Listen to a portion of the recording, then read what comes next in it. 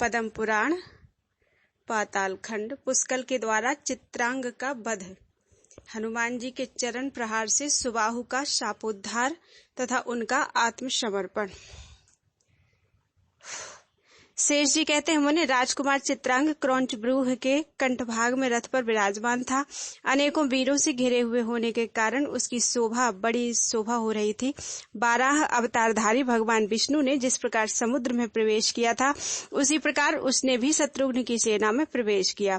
उसका धनुष अत्यंत सुदृढ़ और मेघ गर्जना के समान टंकार करने वाला था। चित्रांग ने उसे खींचकर चढ़ाया और करोड़ों शत्रुओं को भस्म करने वाले तीखे बाणों का प्रहार किया। उन बाणों से समस्त शरीर छिन्न भिन्न हो जाने के कारण बहुत से योद्धा धराशायी हो गए। इस प्रकार घोर संग्राम आरंभ हो जाने पर पुष्कल भी युद्ध के लिए गए। चित्रांग और पुष्कल दोनों एक दूसरे से भिड़ गए। उस समय उन दोनों का स्वरूप बड़ा ही मनोहर दिखाई देता था। पुष्कल ने सुंदर ब्रह्मास्त्र का प्रयोग किया। चित्रांग के दिव्य रथ को आकाश में घुमाना आरंभ किया। यह एक अद्भुत सी बात हुई। एक मुहूर्त तक आकाश में चक्कर लगाने के बाद घोड़ों सहित वह रथ बड़े कष्ट से स्थिर हुआ और युद्ध भूमि में आकर ठहरा। उस समय चित्रांग ने कहा, पुष्कल, तुमने बड़ा उत्तम पराक्रम दिखाया। श्रेष्ठ योद्धा संग्राम में ऐसे कर्मों की बड़ी सराहना करते हैं। तुम घोड़ों सहित मेरे रथ को आकाश में घुमाते रह गए, किंतु अब मेरा भी पराक्रम देखो, जिसकी शूरवीर प्रशंसा करते हैं। ऐसा कहकर चित्रांग ने युद्ध में बड़े भयंकर अस्त्र का प्रयोग किया। उस बाण से आबद्ध होकर पुष्कल का रथ आकाश में पक्षी की भांति घोड़े और सारथी सहित चक्कर लगाने लगा। पुत्र का यह पराक्रम देखकर राजा सुबाहु को बड़ा विस्मय हुआ। शत्रुवीरों का दमन करने वाले पुष्कल जब किसी तरह धरती पर आकर ठहरे तो उन्होंने घोड़े और सारथी सहित चित्रांग के रथ को अपने बाणों से नष्ट कर दिया। जब वह रथ टूट गया तो वीर चित्रांग पुनः दूसरे रथ पर सवार हुआ, परंतु पुष्कल ने लगे हाथ उसे भी अपने बाणों से नष्ट कर डाला। इस प्रकार उस युद्ध के मैदान में वीर पुष्कल ने राजकुमार चित्रांग के 10 रथ चौपट कर दिए। तब चित्रांग एक विचित्र रथ पर सवार होकर पुष्कल के साथ युद्ध करने के लिए बड़े वेग से आया। उसने क्रोध में भरकर 5 भल्ल हाथ में लिए और तेजस्वी भरतपुत्र के मस्तक को उनका निशाना बनाया। उन भल्लों की चोट खाकर पुष्कल क्रोध से जल उठे और धनुष पर बाण का संधान करके चित्रांग को मार डालने की प्रतिज्ञा करते हुए बोले, चित्रांग, यदि इस बाण से मैं तुम्हारे प्राण न ले लूं तो शील और सदाचार से शोभा पाने वाली सती नारी को कलंकित करने से यमराज के वश में पड़े हुए पापी मनुष्यों को जिस लोक की प्राप्ति होती है, वही मुझे भी मिले। मेरी यह प्रतिज्ञा सत्य हो। पुष्कल का यह उत्तम वचन सुनकर शत्रु पक्ष के वीरों का नाश करने वाला बुद्धिमान वीर चित्रांग हंसकर बोला, सूर शिरोमणि, प्राणियों की मृत्यु सदा और सर्वत्र ही हो सकती है, अतः मुझे अपने मरने का दुख नहीं है। किंतु तुम मेरे वध के लिए जो बाण छोड़ोगे उसे मैं यदि काट न डालूं तो उस अवस्था में मेरी प्रतिज्ञा सुनो। जो मनुष्य तीर्थ यात्रा की इच्छा रखने वाले पुरुष का मानसिक उत्साह नष्ट करता है, उसको लगने वाला पाप मुझे भी लगे, क्योंकि उस दशा में मैं प्रतिज्ञा भंग का अपराधी समझा जाऊंगा। इतना कहकर चित्रांग चुप हो गया। उसने अपने धनुष को संभाला। पुष्कल बोले, यदि मैंने निष्कपट भाव से श्री रामचंद्र जी के युगल चरणों की उपासना की हो तो मेरी बात सच्ची हो जाए। यदि मैं अपनी स्त्री के सिवा दूसरी किसी स्त्री का मन में भी विचार न करता हूँ तो इस सत्य के प्रभाव से युद्ध में मेरा वचन सत्य हो। यह कहकर पुष्कल ने तुरंत ही अपने धनुष पर एक बाण चढ़ाया, जो कालाग्नि के समान तेजस्वी तथा वीरों के मस्तक का उच्छेद करने वाला था। उस बाण को उन्होंने चित्रांग के ऊपर छोड़ दिया। वह बाण छूटता देख बलवान राजकुमार ने भी धनुष पर कालाग्नि के समान एक तीक्ष्ण बाण रखा और उससे अपने वध के लिए आते हुए पुष्कल के बाण को काट डाला। उस समय बाण के कट जाने पर पुष्कल की सेना में भारी हाहाकार मचा। कटे हुए बाण का पिछला आधा भाग धरती पर गिर पड़ा, किंतु पूर्वार्ध भाग जिसमें बाण का फल नोक जोड़ा हुआ था उस आगे बढ़ा। उसने एक ही क्षण में कमल की नाल के समान चित्रांग का गला काट डाला। राजकुमार का सुंदर मस्तक किरीट और कुंडलों सहित पृथ्वी पर गिर पड़ा और आकाश से गिरे हुए चंद्रमा की भांति शोभा पाने लगा। भरत कुमार वीरवर पुष्कल ने राजकुमार चित्रांग को भूमि पर पड़ा देखकर उस क्रौंच व्यूह के भीतर प्रवेश किया, जो समस्त वीरों से सुशोभित हो रहा था। तदनंतर अपने पुत्र चित्रांग को प्राणहीन देखकर धरती पर पड़ा देखकर राजा सुबाहु पुत्र शोक से अत्यंत दुखी होकर विलाप करने लगे। उस समय राजकुमार विचित्र और दमन अपने अपने रथ पर बैठ आए। बैठकर आए और पिता के चरणों में प्रणाम करके समयोचित वचन बोले, राजन, हम लोगों के जीते जी आपके हृदय में दुख क्यों हो रहा है? वीर पुरुषों को तो युद्ध में मृत्यु अत्यंत अभीष्ट होती है। यह चित्रांग धन्य है जो वीरभूमि में शोभा पा रहा है। महामते, आप शोक छोड़िए, दुख से इतने आतुर क्यों हो रहे हैं? मान्यवर, हम दोनों को युद्ध के लिए आज्ञा दीजिए और स्वयं भी युद्ध में मन लगाइए। अपनी वीरता पर गर्व करने वाले दोनों पुत्रों का यह वचन सुनकर महाराज ने शोक छोड़ दिया और युद्ध के लिए निश्चय किया। साथ ही संग्राम में उन्मत्त होकर लड़ने वाले वे दोनों भाई विचित्र और दमन भी अपने समान योद्धा की अभिलाषा करते हुए असंख्य सैनिकों से भरी हुई शत्रु की सेना में घुस गए। दमन ने रिपुताप के और विचित्र ने नीलरत्न के साथ लोहा लिया। वे दोनों वीर रणभूमि में उत्साहपूर्वक युद्ध करने लगे। स्वयं राजा सुबाहु सुवर्ण जटित रथ पर सवार होकर करोड़ों वीरों से घिरे हुए शत्रुघ्न के साथ युद्ध करने के लिए चले। सुबाहु को पुत्रवध के कारण रोष में भरकर युद्ध के लिए आते और सैनिकों का नाश करते देखकर शत्रुघ्न के पार्श्वभाग की रक्षा करने वाले हनुमान जी उनकी ओर दौड़े। नख ही उनके आयुध थे और वे युद्ध में मेघ की भांति विकट गर्जना कर रहे थे। उस समय सुबाहु ने 10 बाणों से हनुमान जी की छाती में बड़े बेग से चोट की, परंतु हनुमान जी बड़े भयंकर वीर थे। उन्होंने सुबाहु के छोड़े हुए सभी अपने हाथ से पकड़ लिए और उन्हें तिल तिल करके तोड़ डाला। वे महान बलवान तो थे ही, राजा के रथ को अपनी पूंछ में लपेटकर वेगपूर्वक खींच ले चले। उन्हें रथ लेकर जाते देख नृपश्रेष्ठ सुबाहु आकाश में ही खड़े हो गए और तीखी नोक वाले सहायकों से उनकी पूंछ, मुख, हृदय, बाहु और चरणों में बारंबार चोट पहुंचाने लगे। तब कपिवर हनुमान जी को बड़ा क्रोध हुआ। उन्होंने वेग से उछलकर उत्तम योद्धाओं से सुशोभित राजा सुबाहु की छाती में लात मारी। राजा उनके चरण प्रहार से मूर्छित होकर धरती पर गिर पड़े और मुख से गरम गरम रक्त बमन करने लगे। उस समय वे जोर जोर से सांस लेते हुए कांप रहे थे। मूर्छावस्था में ही राजा ने एक स्वप्न देखा। अयोध्यापुरी में सरयू के तट पर भगवान श्री रामचंद्र जी यज्ञ मंडप के भीतर विराजमान है। यज्ञ कराने वालों में श्रेष्ठ अनेक ब्राह्मण उन्हें घेर कर बैठे हुए हैं। ब्रह्मा आदि देवता और करोड़ों ब्रह्मांड के प्राणी हाथ जोड़े खड़े हैं तथा बारंबार भगवान की स्तुति कर रहे हैं। भगवान श्री राम का विग्रह श्याम रंग का है। उनके नेत्र सुंदर हैं। उन्होंने अपने हाथ में मृग का सींग धारण कर रखा है। नारद आदि देवर्षिगण हाथों से बीड़ा बजाते हुए उनका सुयश गान कर रहे हैं। चारों वेद मूर्तिमान होकर रघुनाथ जी की उपासना करते हैं। संसार में जो कुछ भी सुंदर वस्तुएं हैं उन सब के दाता पूर्ण ब्रह्म भगवान श्री राम ही है। इस प्रकार स्वप्न देखते देखते वे जाग उठे। उन्हें चेत हो आया। फिर तो वे शत्रुघ्न जी के चरणों की ओर पैदल ही चल दिए। धर्मज्ञ महाराज ने युद्ध के लिए उद्यत हुए सुकेतु, विचित्र और दमन को बुलाकर लड़ने से रोका और कहा, अब शीघ्र ही युद्ध बंद कर दो।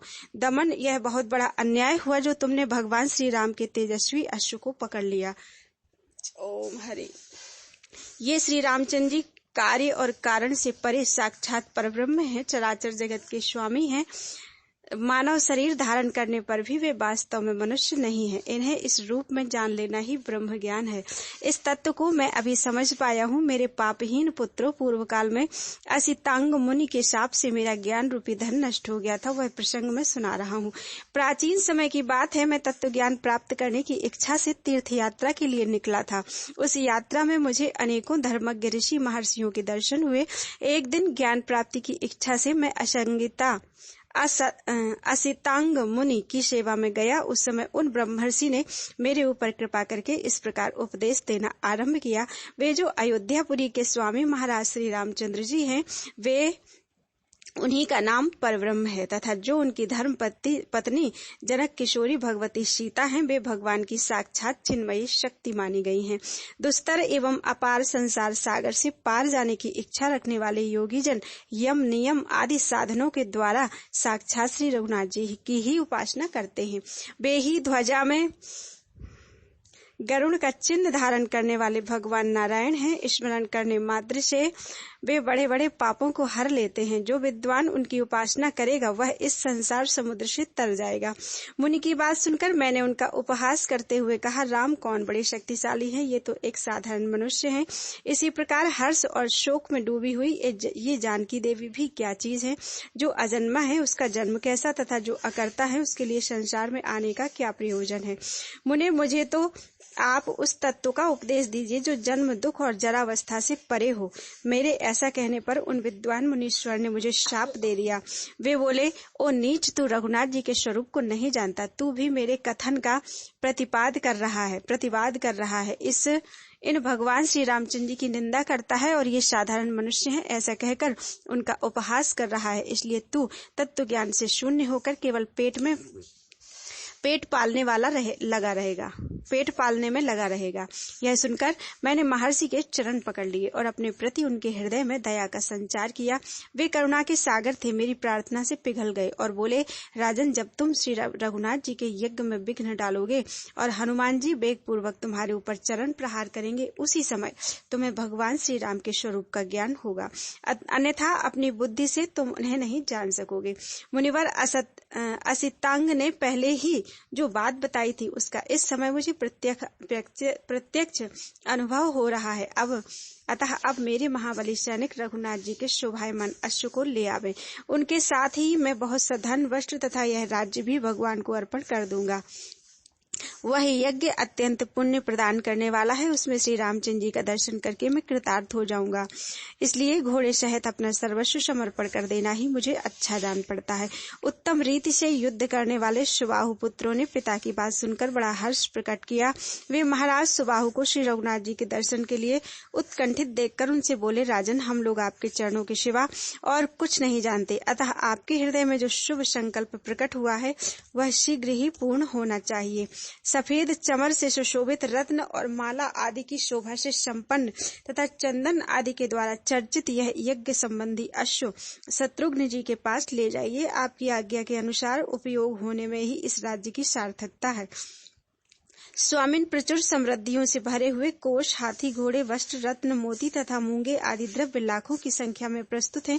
इनके सिवा और भी जो महान अभ्युदय की वस्तुएं हैं, उन सबको श्री रामचंद्र जी की सेवा में समर्पित कीजिए। महामते, हम सभी पुत्र आपके किंकर हैं, हमें भी भगवान की सेवा में अर्पण कीजिए। पुत्रों के ये वचन सुनकर महाराज सुबाहु को बड़ा हर्ष हुआ। वे आज्ञा पालन के लिए उद्यत हुए। अपने वीर पुत्रों से इस प्रकार बोले, तुम सब लोग हाथों में हथियार लेकर नाना प्रकार के रथों से घिरकर कवच आदि से सुसज्जित होकर घोड़े को यहाँ ले आओ।